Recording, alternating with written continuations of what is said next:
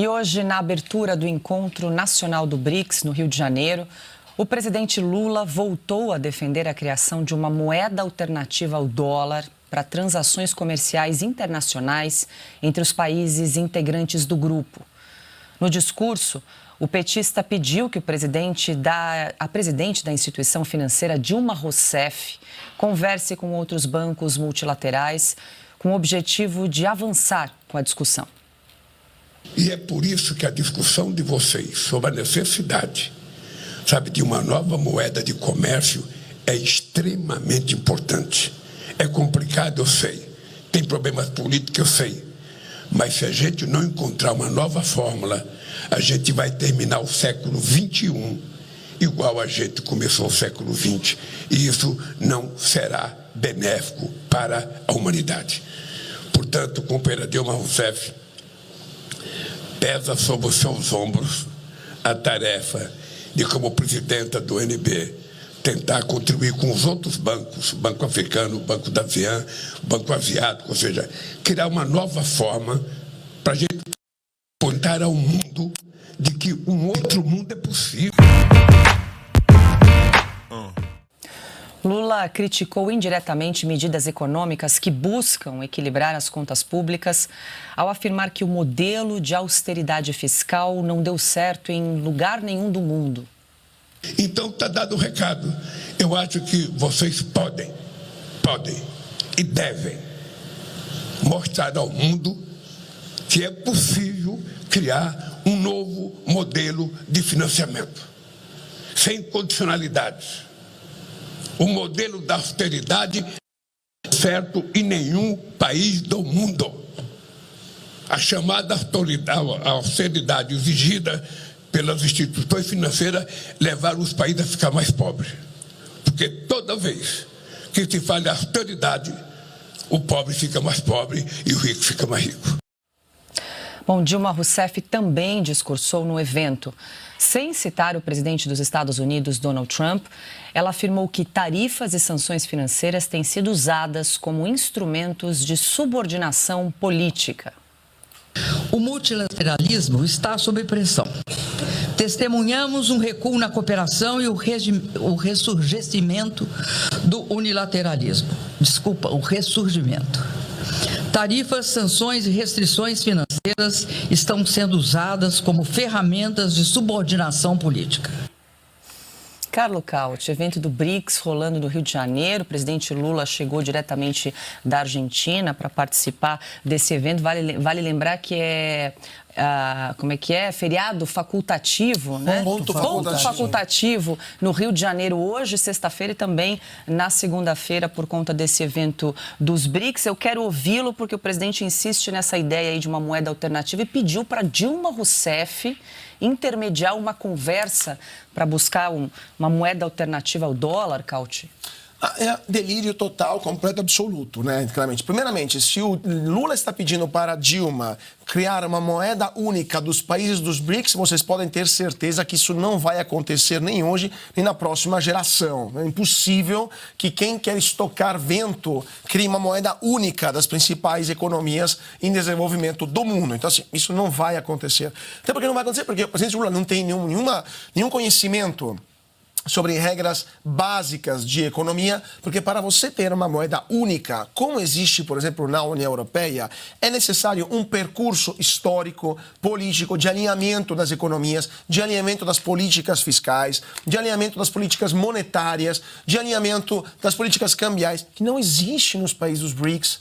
Exemplo, só para não entediar o nosso público com uma aula de economia. A China hoje está utilizando o seu câmbio como uma forma de ganhar competitividade internacional, ou seja, ela está manipulando o câmbio. O câmbio do yuan não é real. A China decide se sobe, desce, vai de lado, porque ela pode alterar isso com o seu Banco Central. No Brasil isso não existe, porque o Banco Central é independente, graças a Deus.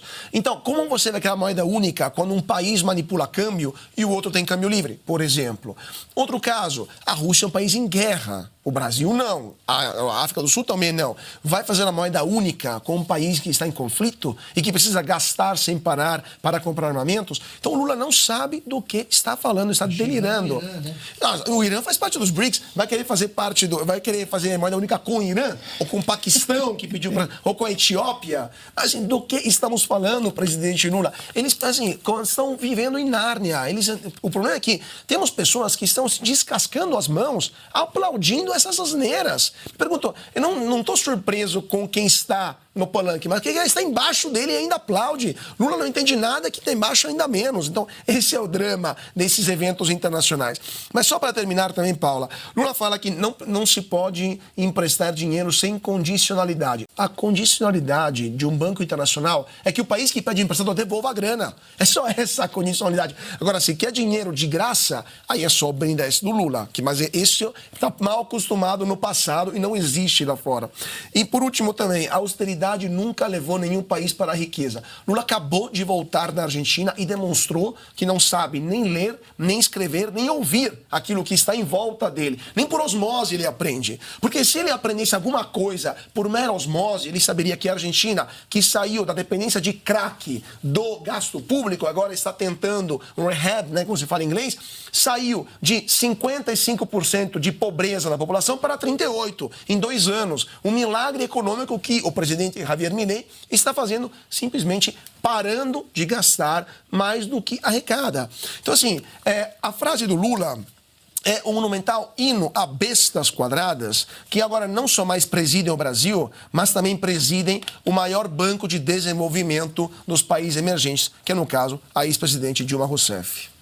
Pois é, Ana, o presidente não precisa ir muito longe, né? Vizinha Argentina aqui, o exemplo do presidente Javier Milei cortando, né, na carne aí, o gasto público, cortando o funcionalismo e já tendo resultados, colhendo os resultados dessa gestão de austeridade fiscal, e o presidente, no fim das contas, dizendo mais uma vez que gasto é vida, né? Eles gostam de falar isso.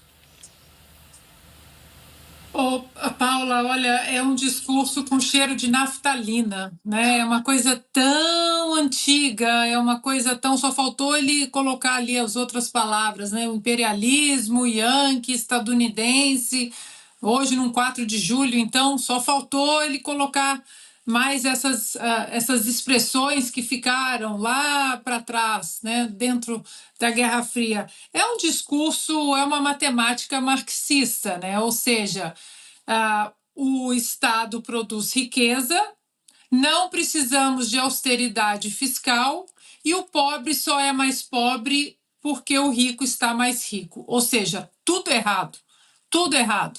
A riqueza ela é infinita, Estado não gera riqueza, quem gera riqueza é o capital privado, é o mercado livre, são as pessoas independentes, o empreendedorismo independente, a liberdade de empreender, de criar riqueza. Aqui nos Estados Unidos, os republicanos que gostam exatamente, né, dessa agenda liberal, dessa agenda da escola austríaca, a escola de Chicago também, do ex-ministro Paulo Guedes, eles falam que uma maré alta ela eleva todos os barcos, o barquinho pequeno, o caiaque, a canoinha, o iate, uma maré alta sobe todo mundo. Então não tem esse discurso de que a austeridade fiscal é ruim, que o pobre fica mais pobre, porque o rico, quando fica rico, é porque tira dinheiro do pobre. Não existe isso, Paula. Esse discurso do Lula continua, repito, parado lá dentro da Guerra Fria, um discurso neomarxista, tentou dar uma roupagem nova, mas não à toa, né? A publicação The Economist, que nem é uma publicação considerada de direita, né, no mundo, chamou o Lula do que ele realmente é, né? É um presidente que comanda um país hoje geopoliticamente inerte, ou seja, não é mais nem um anão diplomático, é uma ameba diplomática. Alexandre, esses 2 pontos acho que ganharam destaque hoje no primeiro dia do evento dos BRICS no Rio de Janeiro. O presidente Lula propondo, mais uma vez, a criação de uma moeda alternativa ao dólar e essa crítica à responsabilidade fiscal. Pois é, em primeiro lugar, eu fico com a pergunta não respondida. Por que não usar mais o dólar nas transações internacionais? Por quê? Qual o motivo? Qual o prejuízo que estamos tendo? Com Fort Knox lá garantindo as coisas.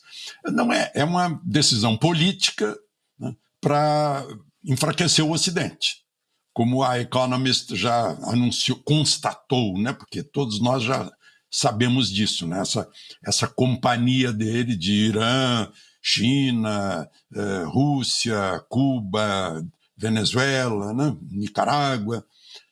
Ainda bem que não estamos em campanha eleitoral, senão seríamos proibidos de falar nessa companhia. Mas outra coisa, entregou para Dilma, que foi empichada por pedalada fiscal, criar uma nova moeda que beneficia a humanidade. Se tivesse entregue, se a senhora Margaret Thatcher ainda estivesse viva e recebesse uma incumbência parecida, eu estaria feliz da vida. Bom, vai sair algo melhor ainda. Thatcher foi uma das que provou que a austeridade pública, o respeito ao pagador de impostos, faz com que um país que esteja mal de finanças se recupere, como aconteceu na Argentina, o Cauti já falou, lá com o Milei. Está o exemplo aí próximo. Mas é uma fala para propaganda, imaginando que as pessoas, como aquelas que aplaudem ali, não têm muitos neurônios, não param para pensar, vem o pensamento pronto, boa ideia, pois é, quem sabe o real vai ser a moeda. Qual é o cacife que nós temos para impor a nossa moeda, o África do Sul, o Rand, ou o dinheiro chinês? Meu Deus, não faz sentido. Mas é porque tinha que dizer alguma coisa, ele acha que isso é importante, porque as pessoas, como ele já disse para o arquiteto que foi prefeito de Curitiba, governador, Jaime Lerner, a gente diz qualquer coisa, as pessoas aplaudem, inclusive, como aplaudiram a Janja quando usou um palavrão para se referir ao Elon Musk, depois de ouvir o apito de um navio. São essas coisas que a gente é obrigado a testemunhar aqui no Brasil. Na minha idade, eu ouvi muito discurso do Brizola em Porto Alegre nos anos 50. E Lula continua repetindo isso até hoje, um caráterzinho de, como a Ana lembrou, de neomarxismo. Não sei se ele saberia o que é exatamente isso. Mas aí, falando em economista, ele contraria todos os economistas vitoriosos com suas ideias vitoriosas da escola austríaca. Mas não está no mundo dele, está em Nárnia mesmo. Diga, Augusto. Acho que o Brizola falava em perdas internacionais, Alexandre, eu não me lembro de ter expressão. Era algo parecido. Uma coisa dessas. É interessante esse negócio. Quando caiu o Muro de Berlim e quando foi dissolvida a União Soviética, esse pessoal lamentou e continua lamentando. Gostaria de voltar no tempo e voltaria a ver o mundo com o muro, com a divisão da Alemanha, com a União Soviética, pagando mesada para Cuba, essas coisas todas. E eles travam, desde aquele momento, alguns acordaram, alguns mudaram de ideia, mostraram que é um sinal de inteligência mudar para melhor. Os outros travam desde aquele tempo e vão travar até morrer a segunda, e se for necessária a terceira, Guerra Fria. Eles têm nos Estados Unidos, onde moram os estadunidenses, o grande Satã. O que mais mostra a cara da esquerda do continente, aqui é a política externa. É ali que eles se abrem. Você vê a turma que está lá, eles estão achando que o capitalismo assassino, tem que ser substituído por uma doutrina, um método, uma política, sei lá, que fracassaram. Fracassaram. Eu estava em Cuba quando parou o envio da mesada de Cuba pela União Soviética, que sustentava lá Cuba. E eu vi que eles não tinham alternativa. Que a Revolução Cubana foi feita porque havia prostitutas demais em Havana, porque a dependência em relação à cana era muito grande e porque havia um ditador. Passados quantos anos? Desde 1959, 1º de janeiro, 60, tantos anos, Cuba enfrenta uma ditadura, a cana é o único que eles têm, a única coisa que eles têm, e tem prostitutas demais em Havana. Você vai lá, o garoto te oferece charuto,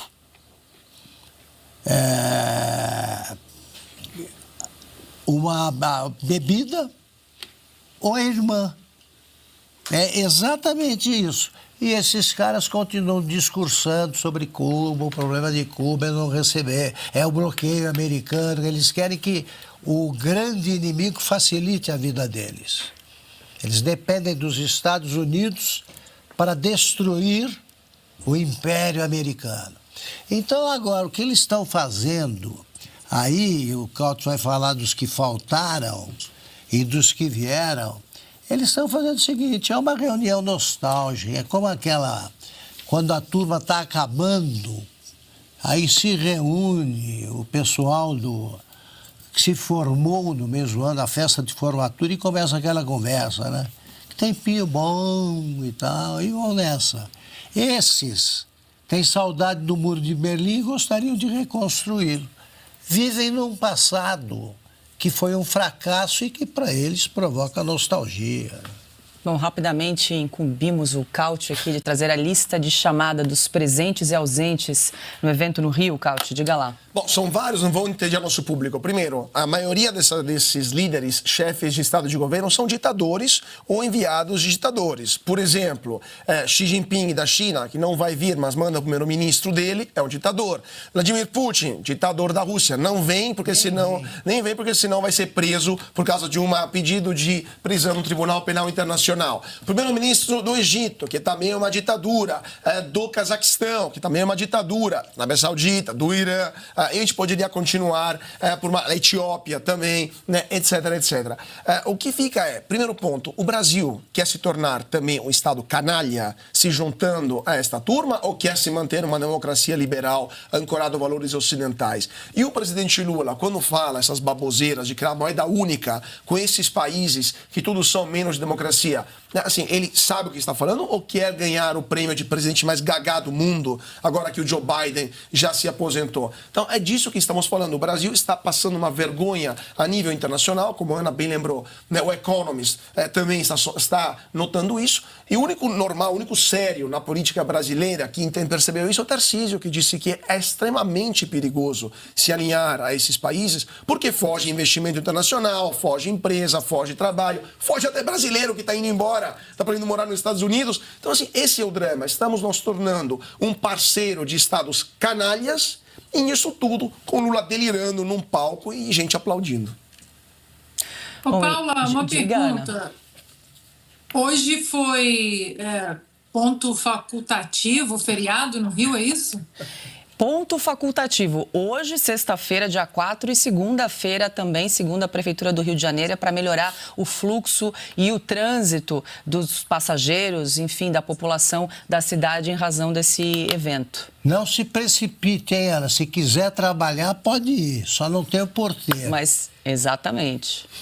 Inacreditável, né? Você vê, hoje aqui nos Estados Unidos, 4 de julho, Declaração de Independência, um dos feriados mais importantes, tudo aberto, tudo funcionando, comércio funcionando, empreendedor querendo ganhar dinheiro, e assim segue, né? O capitalismo malvadão que alimenta tantos socialistas, né, de iPhone aí no Brasil, alguns inclusive no Congresso. Ana, e só mais uma curiosidade, o aeroporto Santos Dumont, no Rio de Janeiro, foi fechado. Hoje também será fechado na segunda-feira por conta do evento dos BRICS. Os voos serão deslocados, realocados para o Galeão. Carlo Caut me passou essa informação. Você está viajando, Carlo Caut? Vai para lá? Vou cobrir o BRICS presencialmente lá. Então, eu só queria falar para Ana, hoje é ponto facultativo no Rio e segunda também, tá? Sim. Porque afinal, se é para fazer um feriado prolongado, vamos fazer um negócio direito, né? Um sábado e um domingo aí no meio. Me parece o mínimo sindical.